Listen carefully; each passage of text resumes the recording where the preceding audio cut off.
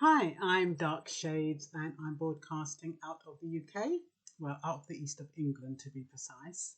Welcome to my channel. If it's the first time you're passing by, you'll find that my more recent videos are about relationships. And that's what I want to dedicate this channel for, just relationships and things like that, and ways to kind of see you through, um, or the best way to deal with certain situations. Just from my um, it's just my opinion. It's not any professional or expert advice. I also run a channel called Black White News, which is more political, legislative, that kind of stuff. Anyway, the reason for this video, and I'm sure the person who sent me the video won't mind me referring to it, was I got a note yesterday. Actually, it was this morning, asking me whether or not a woman should call a man after he's not spoken to her for 4 months. Now, what I said to her, well, what I texted her back was, if you are contacting someone who is not contacting you back, you're actually lowering your worth. You're lowering your value. Because you can imagine if you were ignoring someone and then they kept calling you or contacting you, you know how you would feel. So sometimes you have to put the shoe on the other foot. When people do not respond, or when people ghost you, or whatever you want to call it, grey wall, they have lots of different names for people who ignore your calls or who just decide for whatever reason they don't want to be in contact with you again. Now, they do that for a reason, and normally it's because they don't have the guts to say, look, it's over. Look, I've met somebody else. Look, I'm not interested. It was only a fling, whatever it is. You have people, or some men, who just don't want, they feel that they're being cruel if they say to you, to your face, look, I don't want to see you anymore. I like you as a friend, or I liked you before, but, I just really do not want to pursue this relationship. Now, when they do that and they say to you, well, indirectly, they're saying to you, I'm not interested. And then you're calling them up and saying, oh, how are you? Are you okay? I'm just checking up on you. You've left your clothes at my house. When you're going to pick them up? Stuff like that. It puts them in an awkward position from their perspective, because they're assuming that you've got the hint that they're not interested.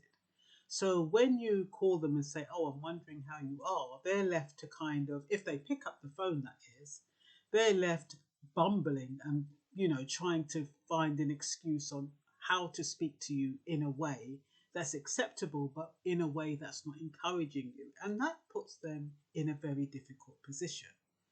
It also makes the individual come over as desperate, because you'd have to be desperate to contact someone who you know is alive and well to say, I haven't heard from you for 4 months. Are you okay? Are we okay? Because that's not normal. It's not normal to be in a relationship with someone who doesn't contact you. Somebody who's interested in you will contact you. They might not want to ring you every day, but they will at least ring you once a week. So if you haven't heard from someone for 4 months, that's telling you something. That's telling you that, look, I really don't have the time for this relationship. I can't give you what you want. And sometimes men kind of have this vision of what women want. Sometimes a woman might just want their company, but they see that woman and think, oh, that woman wants more from me than what I'm able to give her. And so sometimes when a woman does call a man and says, how are you? It's really to let him know that, look, I don't want much from you. I just want you to talk to me. I just want your company. I want what we had before. But if the man is not feeling it in that way, or doesn't believe it, or has low self-esteem, and a lot of these men have low self-esteem, then that could be the reason why he doesn't want to take you on.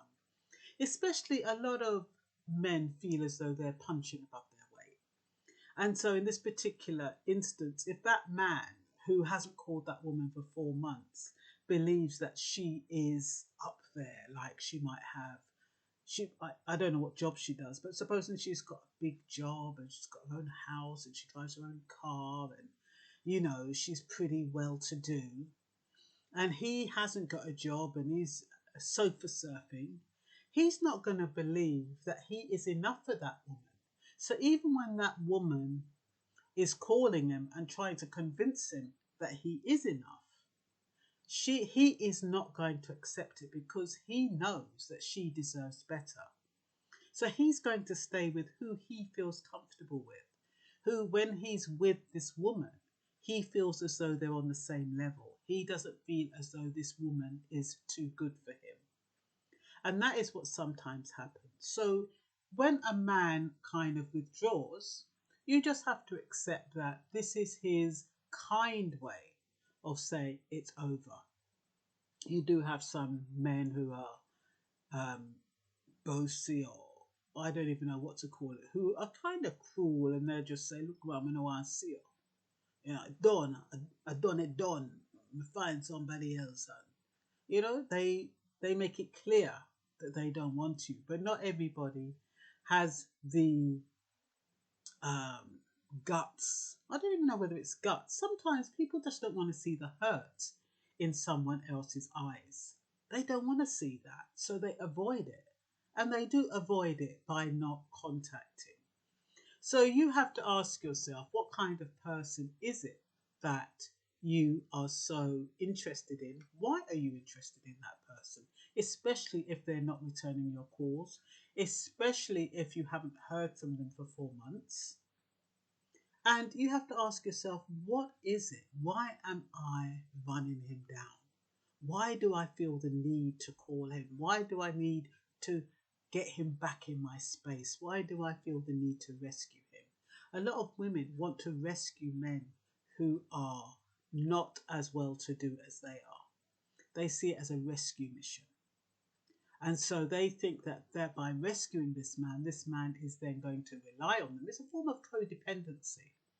Women who want men who cannot provide for them and who cannot do anything for them and who always want them to do something for them, it is a form of codependency. It's a kind of a trade-off. You give me love and attention and I'll look after you. I'll finance you. You don't have to work. You can stay home all day and I'll look after you. All you have to do is give me love and affection.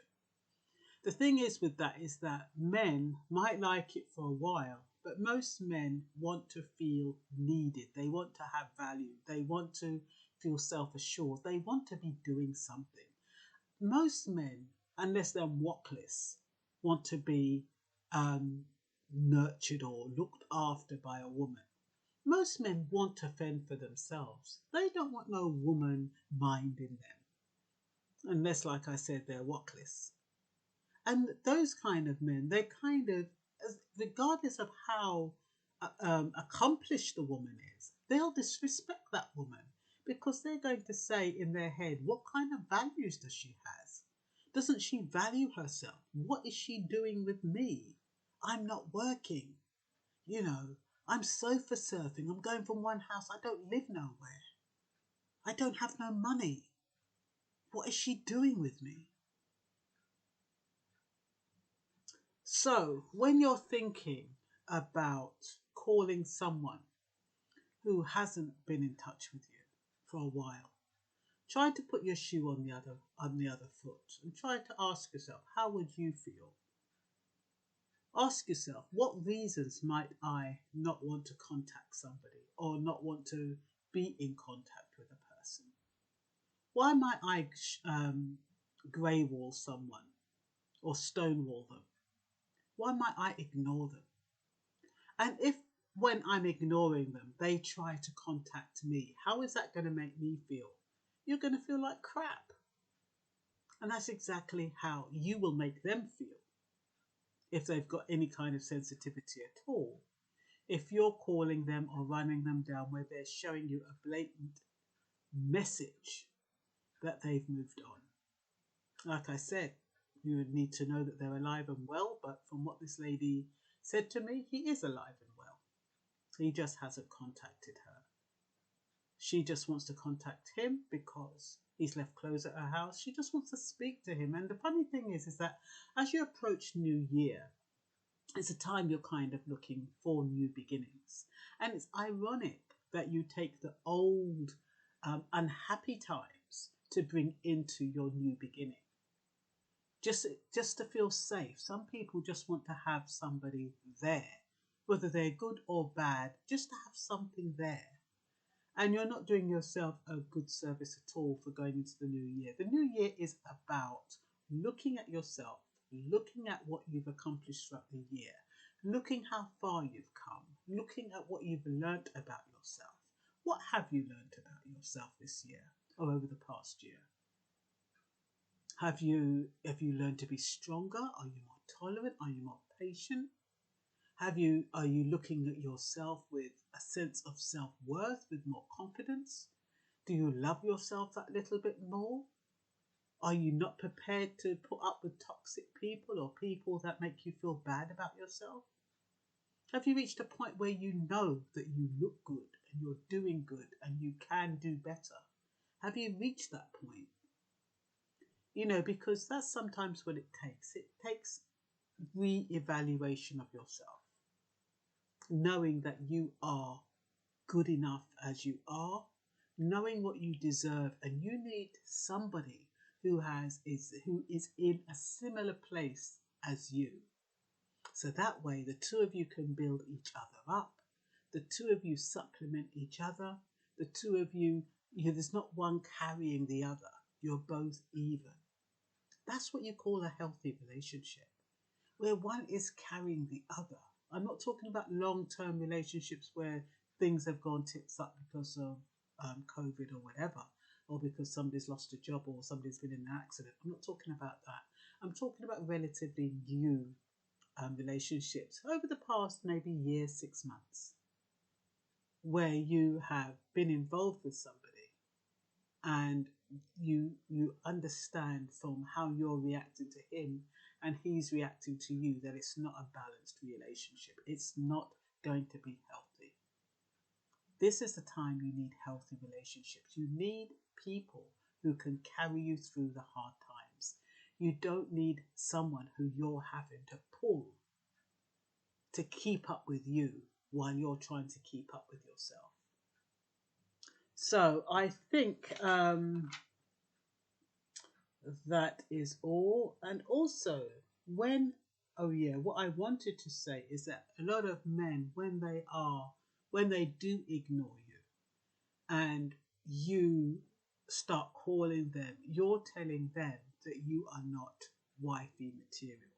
A wife person, a person who can be a wife, is somebody who is sure about themselves, who's not going to run down a man, who's not going to feel as though she needs to beg him to be in her company.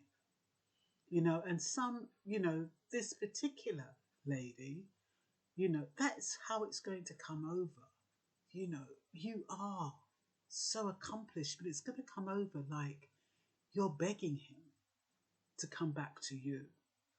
And that man is not going to respect you if that is how you want things to proceed. So you have to put yourself on a pedestal and you have to make sure he looks up to you. If he's had any thought about you at all, if he cares about you, he will call. It might be hard for you to sit back and wait, but you know you've done your best in the relationship. You know you've been a good person. You know your worth. So you know that you can sit back and wait because, like I said, if you behave with respect and you hold back, he will consider you with respect and think, I didn't know she had it in her. I didn't know she could hold back like that. I thought she'd be running me down. Hold on a minute, maybe I got her wrong. Maybe she does have self-worth. Maybe she does have self-confidence.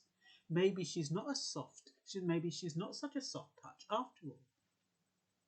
Maybe she even deserves respect. It's funny because men test all the time.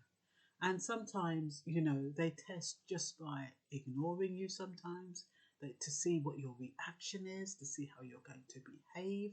Sometimes they test you by calling you up and then not calling. They test you in so many ways. And a lot of people fail the test because they're feeling insecure, because they're feeling frightened, because they're feeling, worried about the future. So they fail the test. So it's important that you do put yourself on a pedestal, that you do know your worth, and that if somebody is not, hasn't contacted you for like 4 to 5 months or whatever it was, know that they may just be testing you to see how resilient you are and to see whether or not you are worth their investment and their time. But like I said, you have to also ask yourself, are they worth your time and your investment? What are they coming with? From what I understand, this person is not coming with squat. Doesn't have a job. Sofa surfing. No money. Is this what you want? And if it is what you want, you have to ask yourself why.